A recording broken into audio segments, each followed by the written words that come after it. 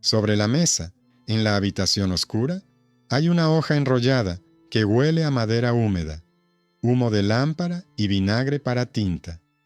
Junto a ella hay un cofre con llaves, en cuya tapa está escrito con tiza a quién y cuándo entregar la tela, a quién el grano a cuenta del alquiler, a quién un par de bueyes como garantía de la futura cosecha.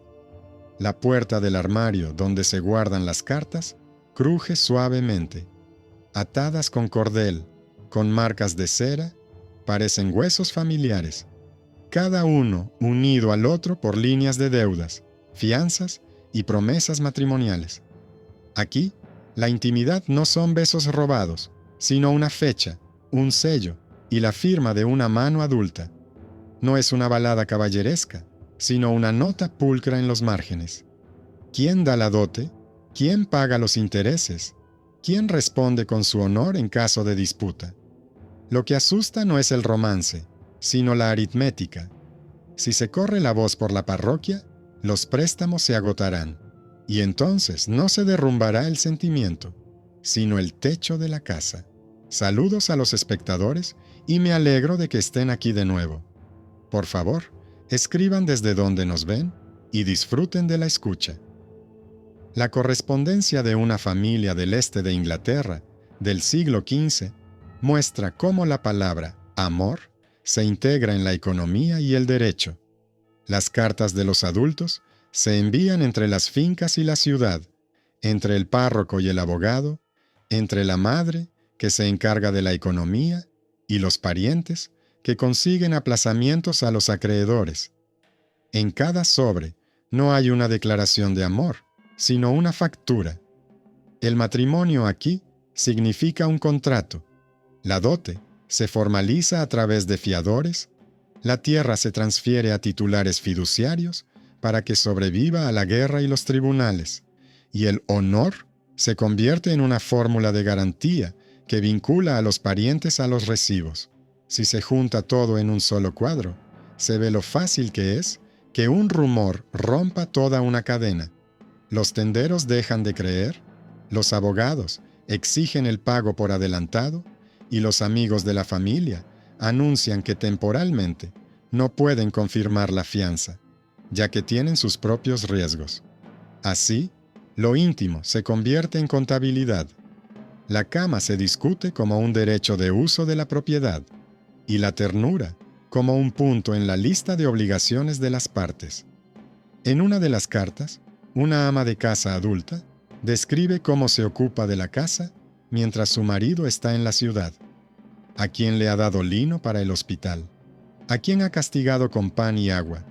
¿Qué llaves le quedan por recoger al sirviente? Demasiado ansioso por llegar al baúl.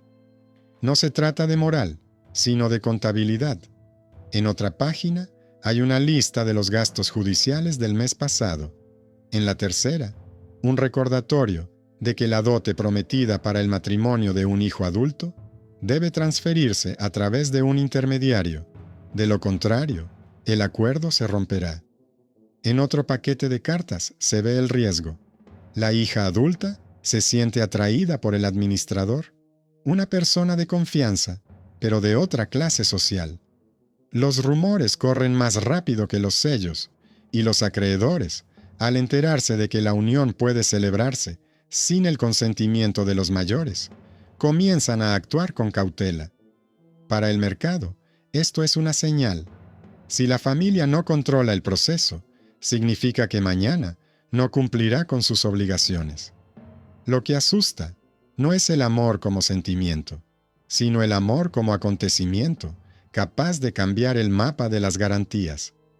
En esta historia, no hay duelos al amanecer, sino oficinas grises donde adultos oficinistas hojean documentos. Cuando la dote no es un adorno, sino el cuerpo de la casa, no se defiende con canciones, sino con fórmulas. El acuerdo matrimonial se lleva al tribunal eclesiástico. Allí se comprueba si hubo voluntad de las partes adultas, si hubo intercambio de palabras ante testigos, cómo se compagina con las promesas anteriores sobre la tierra y la renta. En ausencia de una imprenta, el susurro del pergamino es más aterrador que el de una trompeta. Una sola anotación cambia la confianza de toda una parroquia. El honor familiar en las cartas se convierte en un coeficiente económico. Bajo él se conceden aplazamientos, se cubren agujeros en el presupuesto, se pierde con un solo chisme. Así, lo privado se convierte en público. La elección amorosa de personas adultas afecta a las jarras hipotecadas y a los pajares secos. El mito habla de cortesía y encuentros secretos. El documento responde con líneas de gastos en abogados, listas de testigos y una letra cuidada sobre quién aceptó actuar como garante y quién se cansó de los riesgos y se retiró. En las cartas no hay retórica por retórica. Hay una fría preocupación por los vivos.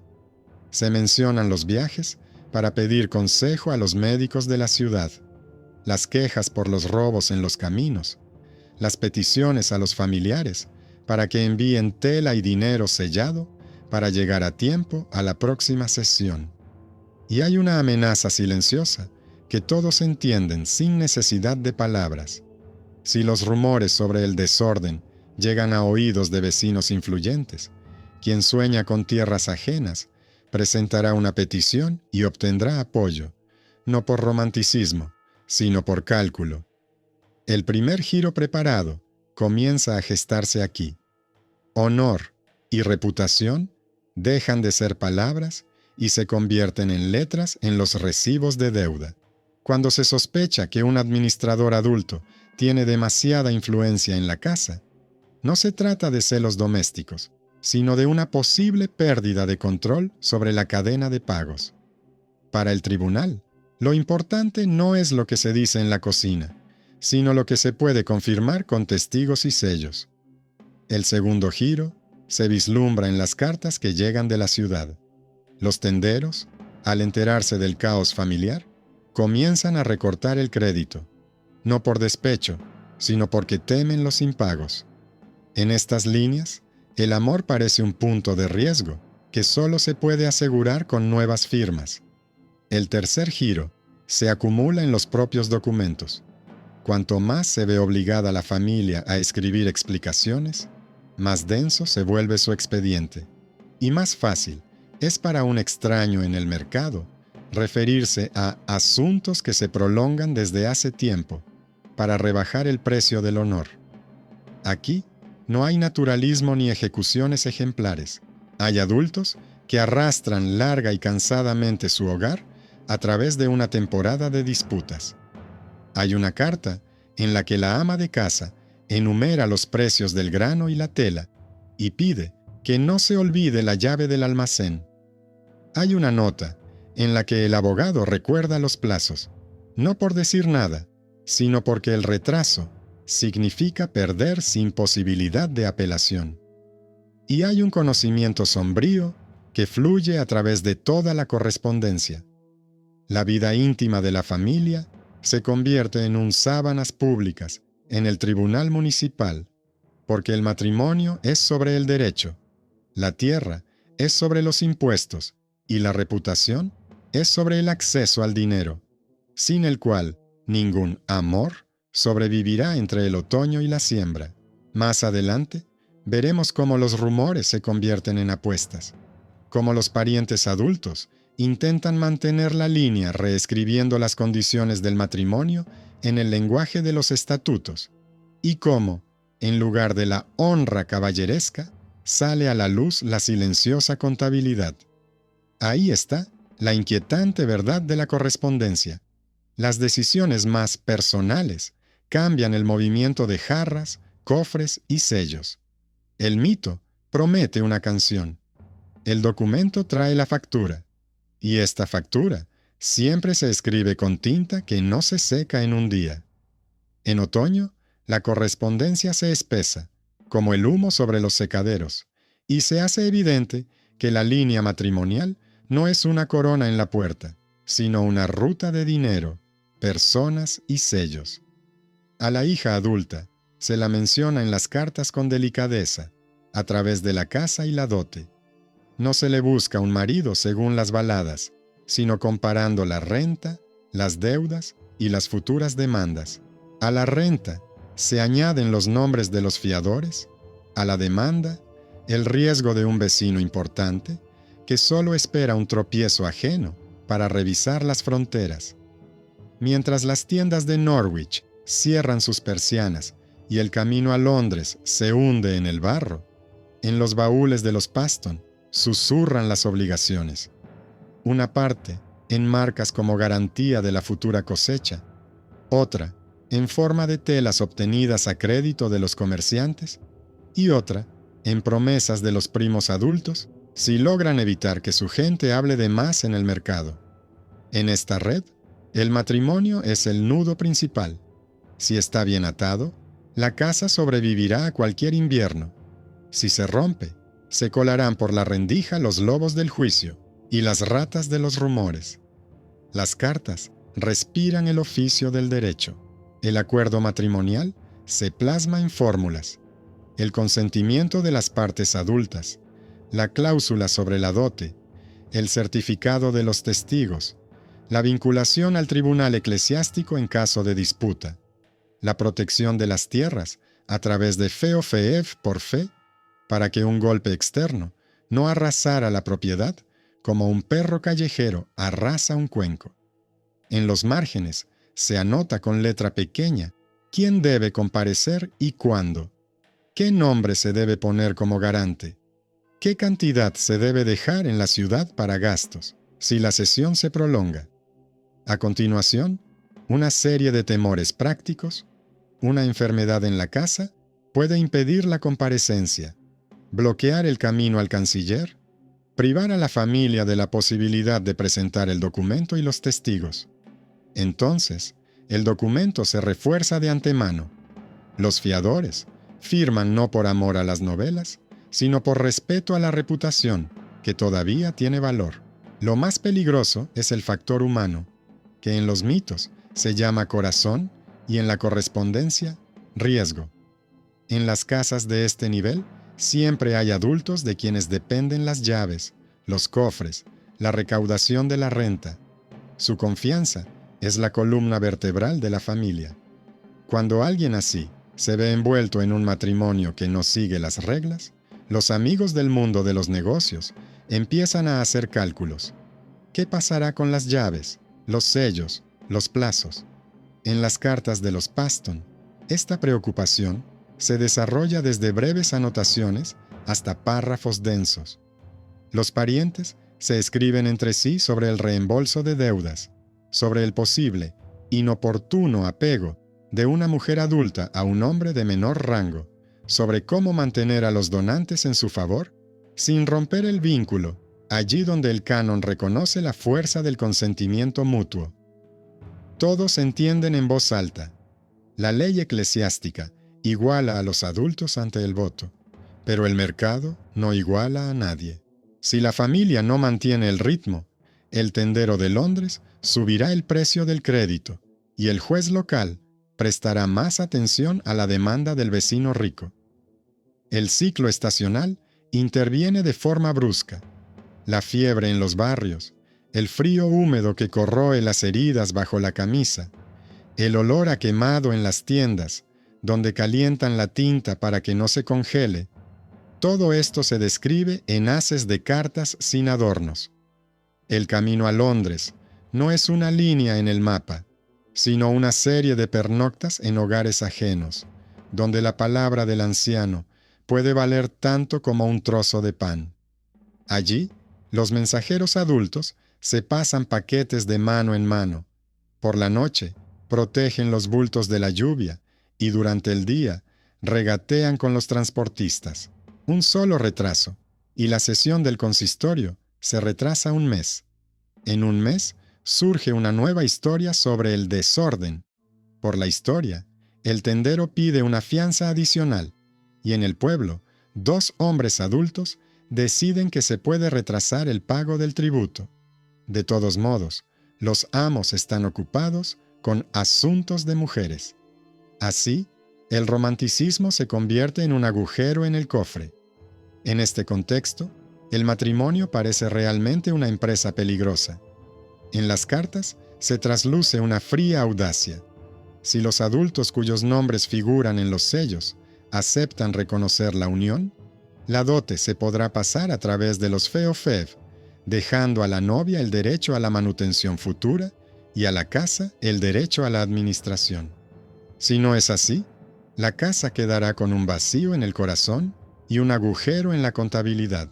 La madre, que se encarga de la economía doméstica, escribe sobre las llaves y los gastos.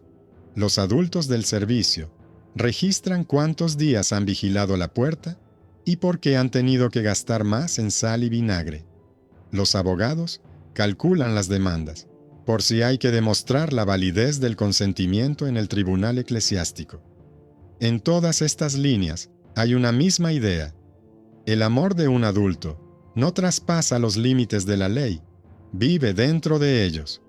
Y si en ese momento se rompe el hilo, no solo perderán 2 personas, perderá toda la línea. A continuación, comienza la parte difícil. La reputación de la familia, ya grabada por obligaciones de herencia y participaciones en testamentos ajenos, se convierte en objeto de caza de personas influyentes. El vecino tiene buena memoria para los conflictos ajenos. El comerciante tiene memoria corta, pero precisa, para las fechas de impagos. Los pastores se ven obligados a enviar explicaciones a la ciudad. ¿Quién juró? ¿Cómo juró? ¿Ante quién? ¿Cómo se refleja el consentimiento de los adultos en el papel? Estas explicaciones ocupan un lugar en los mismos baúles donde se guarda todo lo demás: alquileres, testamentos, fianzas. La casa se convierte en un archivo de su propia vulnerabilidad. Cualquiera que tenga acceso al relato puede decir que las cosas en esta casa no van bien, y eso será suficiente para reducir el crédito. Así es como el rumor llega a la pared del banco, y con ese contacto se rompe toda la hilera de jarras. En algún momento, el nudo humano del que todos se apartaban se convierte en legal. Las partes adultas, cuyos nombres aparecen en las cartas, manifiestan su voluntad. Desde el punto de vista de la Iglesia, esto es suficiente para que la unión sea válida. La lógica familiar se opone, porque detrás de cada nombre hay una serie de gastos, y detrás de cada gasto hay una mano ajena que mantiene la marca de la casa en la tierra. Sobre la mesa se posan 2 verdades: el canon y la economía. En las cartas se oye como un chirrido. Un hilo tira hacia el reconocimiento incondicional, el otro hacia el mantenimiento del control. La experiencia del siglo enseña que romper uno de los hilos significa dejar la casa sin aliento. Entonces, se reescriben los contratos, se elimina de ellos todo lo que pueda parecer un desafío al mercado, se deja lo necesario y suficiente. El honor personal de los adultos se reconoce a nivel ritual. El honor económico de la casa se consolida a través de los feofeev y las llaves. Pero el mercado no se calla. Las conexiones londinenses, que durante años prestaron tela, exigen una señal pública de estabilidad. En respuesta, llegan pequeñas victorias desde los patios. Nadie vendió la plata para las fiestas. No se empeñó toda la reserva de lino para el invierno. No se ahorró en la hospitalización. Estas pequeñas líneas funcionan mejor que los gritos. A través de ellas, se ve que la casa no se desmorona, que los adultos, a pesar de sus decisiones personales, siguen manteniendo la economía. Entonces, el primer giro preparado, la transformación de la honra en una línea del recibo, tiene su continuación. La gente entiende que la honra no se mide con palabras en la plaza, sino con el número de semanas en las que la casa no ha incumplido el pago. En la correspondencia, este efecto es seco, pero palpable. El tendero mantiene cortésmente el plazo anterior. El alcalde del pueblo deja de retrasar el pago de los tributos y en la ciudad se convoca una nueva reunión, no dentro de 6 meses, sino dentro de una temporada. Por otro lado, Circulan rumores que se venden como entretenimiento. Sus autores imaginan una historia candente, porque ese tipo de historias se venden mejor que el trabajo y el frío. Pero las cartas se colocan junto a los cuadernos de gastos de los abogados y las anotaciones sobre cuánto costó cada viaje, el recuento de las fronteras, la citación de testigos. En esta aritmética no hay lugar para el espectáculo. Hay miedo a perder el plazo y a perder el derecho, porque no había suficiente dinero para el viaje, o porque el alcalde del cruce detuvo al mensajero por una pelea ajena. La pasión ajena en este mundo no es una falta moral, sino una operación financiera con consecuencias. O se acepta, incorporándola al documento, o se produce una crisis de confianza a largo plazo. El tercer giro preparado, el engrosamiento del expediente hasta tal punto que puede derrumbar la casa con su peso, se neutraliza en parte por el hecho de que las hojas comienzan a inclinarse a favor de la familia. En cualquier confusión, ella paga el pan, guarda las llaves y no deja que se disperse la propiedad. Lo más sombrío de este panorama es su normalidad. Las hojas de Paston no muestran un escándalo único, sino una rutina en la que cada paso de un adulto se refleja en la ley y la economía. En tales condiciones, la intimidad es el orden de acceso al cofre, el orden de las firmas, la disciplina del silencio.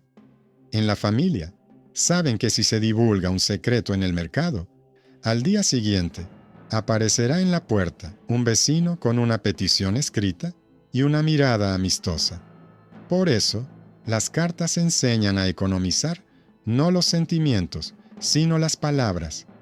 Cuantas menos palabras se digan, más posibilidades hay de que el tribunal escuche los papeles y no el ruido. Y son precisamente los papeles, y no las canciones, los que reescriben el destino del matrimonio. Le dan un estatus sin apodos, un precio sin humillaciones, un lugar en el índice, junto a la renta, el tributo, la herencia y la educación de los más jóvenes. Al final de esta parte, se nota cómo la casa, tras sobrevivir a la primera tormenta, elige una estrategia de supervivencia. En lugar de reconciliaciones ostentosas, acuerdos silenciosos sobre el orden. En lugar de señales en las puertas, anotaciones correctas en los libros, donde se acuerdan los derechos de los adultos y se protegen los intereses de la familia. En lugar de una purga pública, medidas disciplinarias a puerta cerrada, con cofres y llaves. El amor no desaparece, se convierte en un artículo al que se le añade la palabra cumplido. El mito se devalúa no porque el sentimiento sea una mentira, sino porque la economía exige una forma. El documento da esa forma, y de ella, como de un vendaje apretado, fluye la sangre hacia la casa, lenta pero uniformemente. Todavía habrá juicios, todavía se levantarán personas a las que les gusta la feria. Pero si los paquetes de cartas siguen componiendo esta aburrida y rígida matemática, la casa sobrevivirá. Y eso, en el siglo XV, significaba más que cualquier novela. El techo no se derrumba por el relato ajeno, cuando la viga que lo sostiene es de derecho. En invierno, detienen las caravanas en el cruce, y en el mercado vuelven a circular rumores ajenos sobre disturbios domésticos. Los papeles responden con lo que saben, revisan los recibos en los baúles, añaden nuevas anotaciones sobre los testigos en los márgenes, añaden otro adulto a las antiguas feofeas para que el castillo se mantenga en pie sin depender de un solo hombro. El frío hace visibles los puntos débiles que se olvidan en verano, una estaca rota en la línea divisoria, una hoja que falta en el legajo con el reconocimiento de la deuda, una suma pendiente por el trabajo de un abogado, plazos de pago de la renta incumplidos. En las cartas, esto suena como una silenciosa alarma. No dejar que las zorras ajenas se cuelen por la rendija entre los actos. Donde el mito ama el drama, El documento ama la densidad. Al asunto matrimonial se le añade un registro de obligaciones de deuda, donde junto a los nombres de los adultos no hay juramentos grandilocuentes, sino frías garantías. Cada nueva inscripción protege no un sentimiento, sino la capacidad de la familia de llegar a la primavera. La presión de la reputación golpea con precisión. En el entorno urbano se vende fácilmente la palabra desorden, bajo la cual se puede ocultar cualquier error económico. El tendero, al oír hablar del ruido, recuerda de repente el retraso que antes soportaba y exige el pago inmediato de al menos una parte.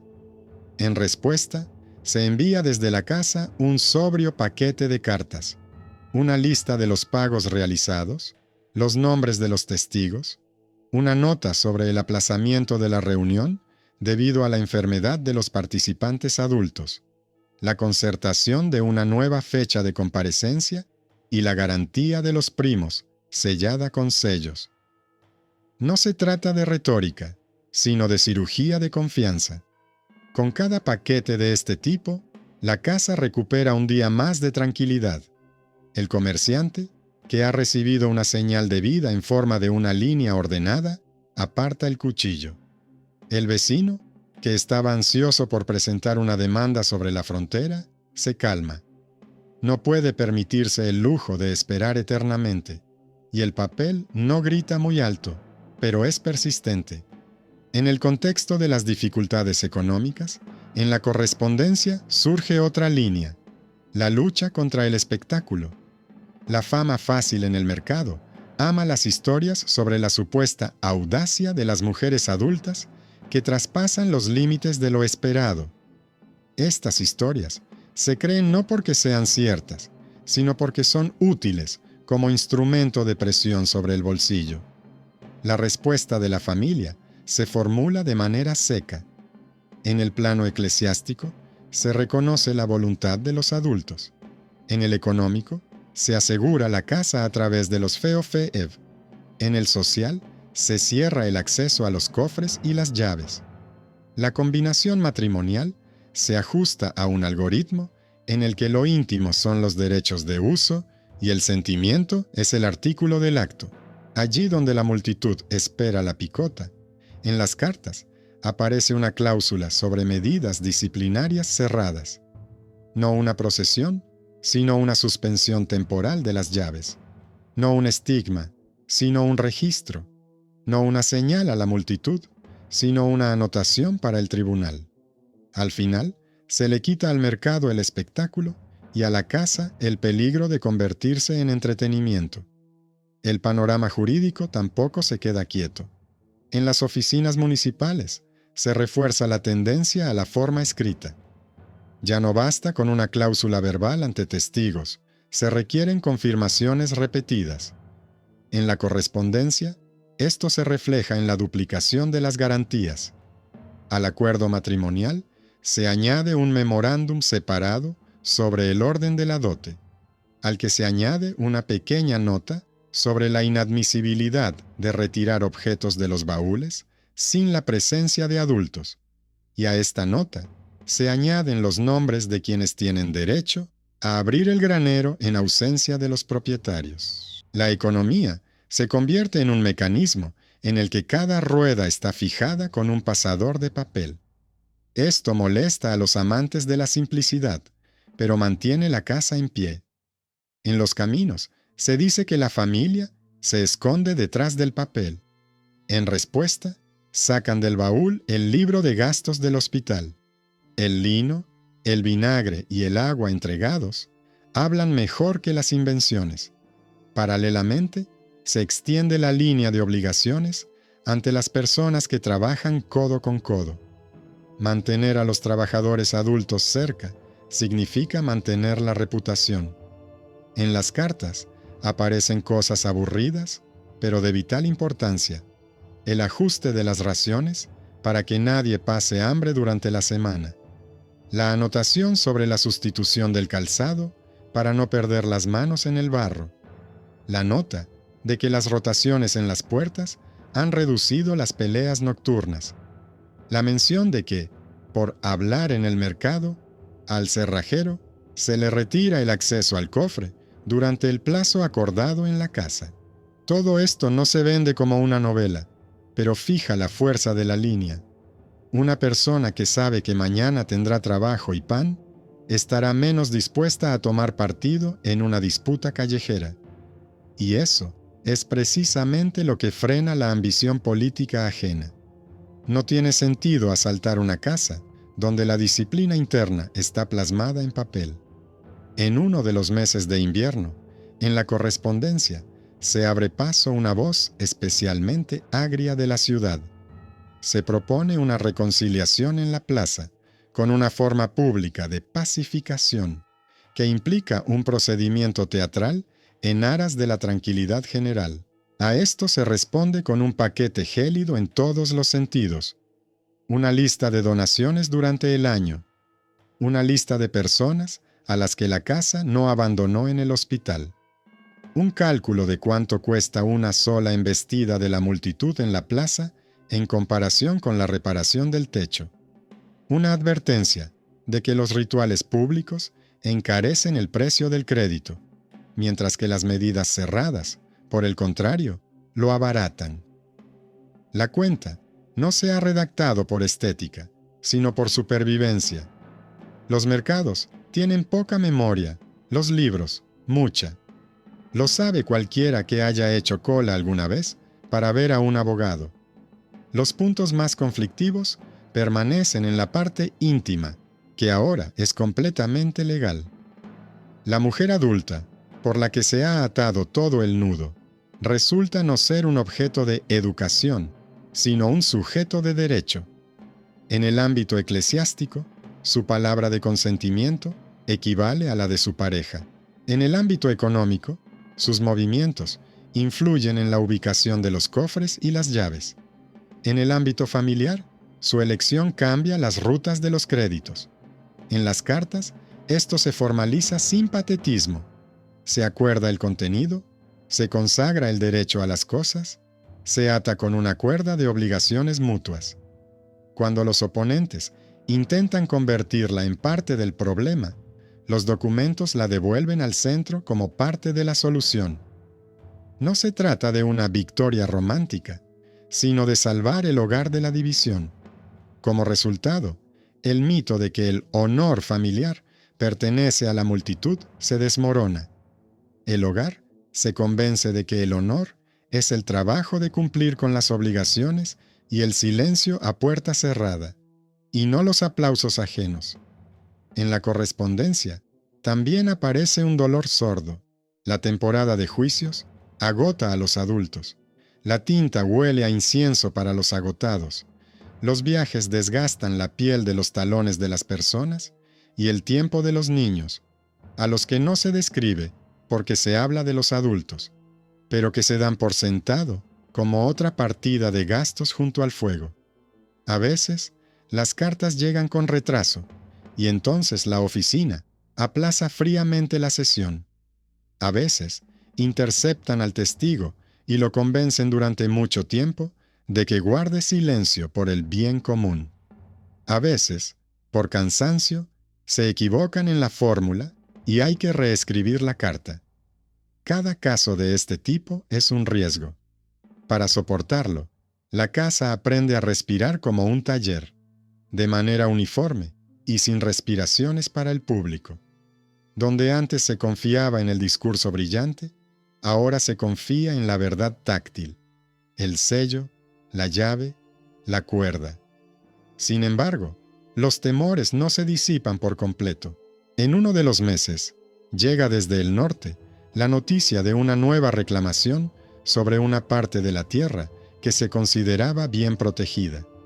Detrás de ella se vislumbra un motivo familiar. Los rumores de desorden hacen que la propiedad sea vulnerable. La familia despliega su viejo arsenal, confirma por escrito las fronteras, llama a testigos de antiguas inspecciones, compara los registros parroquiales y archiva los documentos anteriores.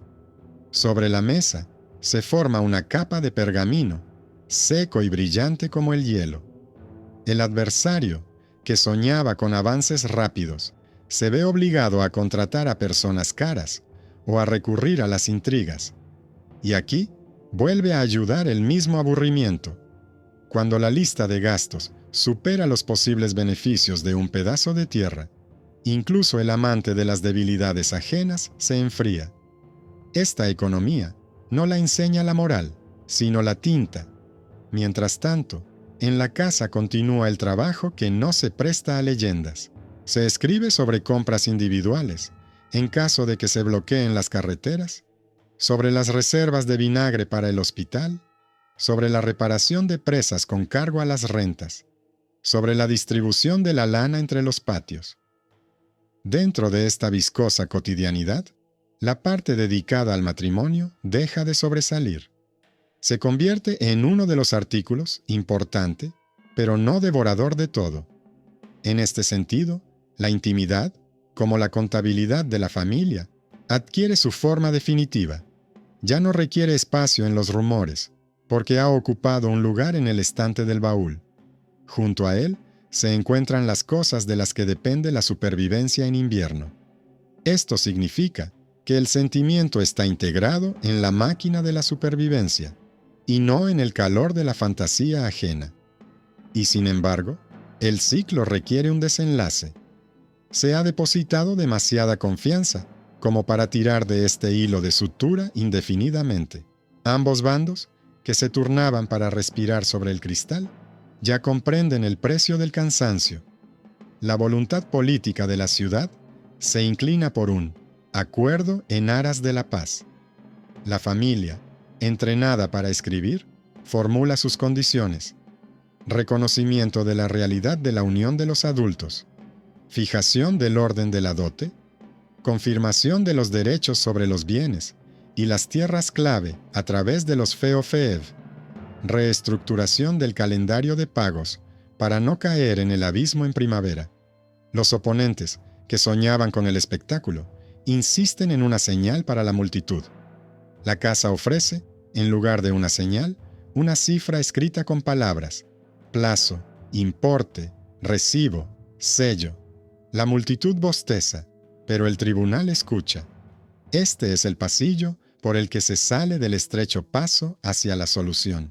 Aún quedan por superar los últimos rumores y los últimos intentos de convertir el cansancio en capital político, pero la columna vertebral ya se ha reconstruido. Un año de papel le ha dado al mundo un nuevo músculo. A continuación, vendrá aquello para lo que existe la carta. Un compromiso que no se parece a una canción, pero que permite llegar a la primavera. Será sucio, áspero, sin entusiasmo, pero se podrá salir de él con la cabeza y la casa. La placa final a la que conduce este pasillo no trata de un duelo ni de la gloria.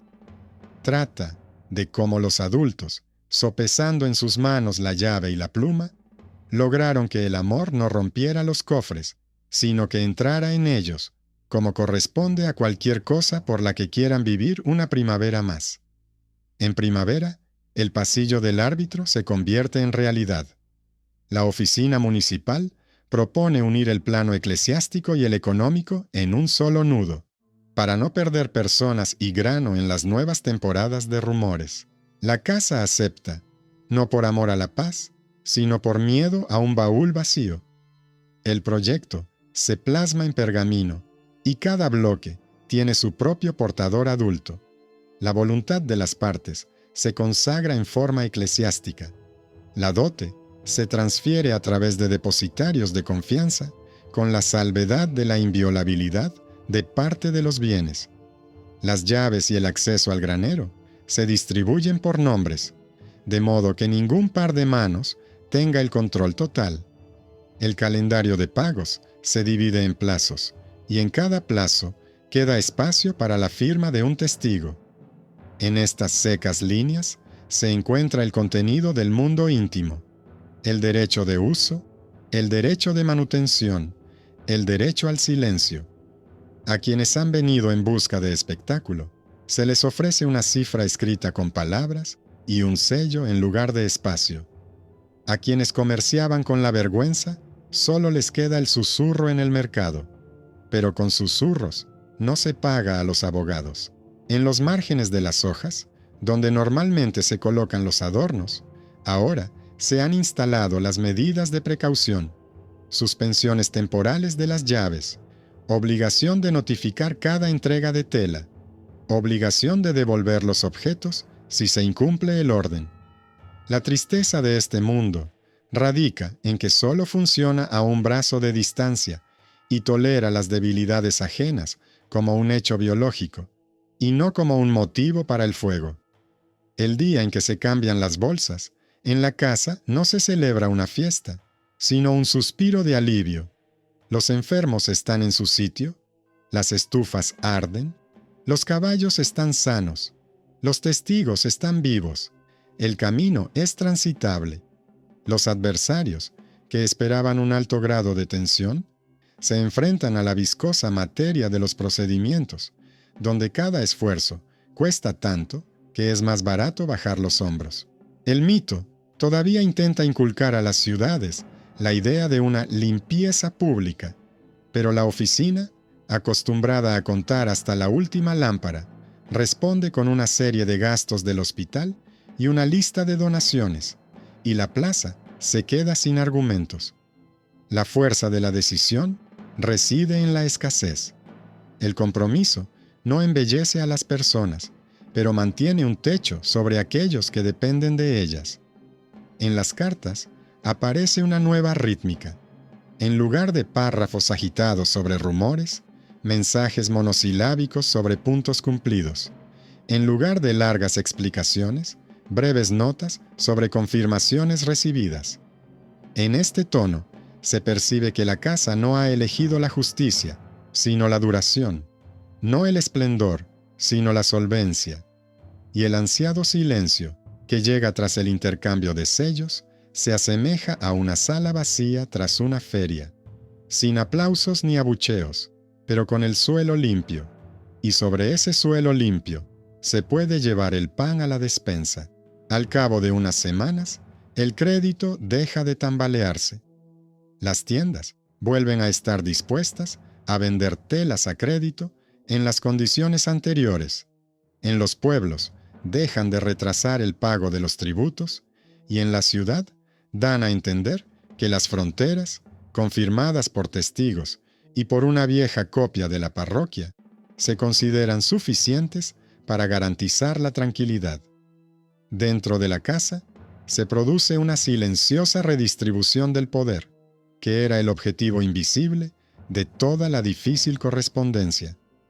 La mujer adulta, alrededor de cuyo destino giraban los cálculos ajenos, obtiene una manutención formalizada, el derecho a firmar parte del inventario doméstico y un orden fijo de acceso a las cosas. No es una corona romántica, es un juego de llaves en un llavero. Lo íntimo deja de ser un secreto y se convierte en un capítulo de un libro, junto al cual se encuentran palabras como lino, agua, vinagre y sal. Al final del camino, el mito cede terreno. Donde prometía duelos e incendios purificadores, hay una cláusula judicial sobre la inadmisibilidad de los rituales públicos y la indicación de resolver los fallos internos con medidas disciplinarias cerradas. El documento vence, no porque sea más bello, sino porque resiste el invierno. La correspondencia se disuelve en la rutina. Hay informes sobre la reparación de presas, la sustitución de calzado en la puerta, el cambio de rotaciones en el patio, la cama de hospital para los ancianos, la compra de velas para los servicios largos. Con el tiempo, todos los participantes en esta historia comprenden la sencilla ciencia del siglo XV. Las decisiones amorosas de los adultos solo perduran cuando pasan por el derecho y la contabilidad. Y si esta ciencia tiene un precio, no se paga con aplausos, sino con líneas mortalmente aburridas que salvan a los vivos. El final no es brillante, pero es claro. La casa sigue siendo la casa. El silencio es más valioso que la gloria. El honor se mide por los puntos cumplidos, no por las promesas grandilocuentes. Las cartas están cerradas, los cofres están en su sitio, las llaves cuelgan donde deben colgar, y la primavera llega como prueba de que la vida se puede mantener sin espacio.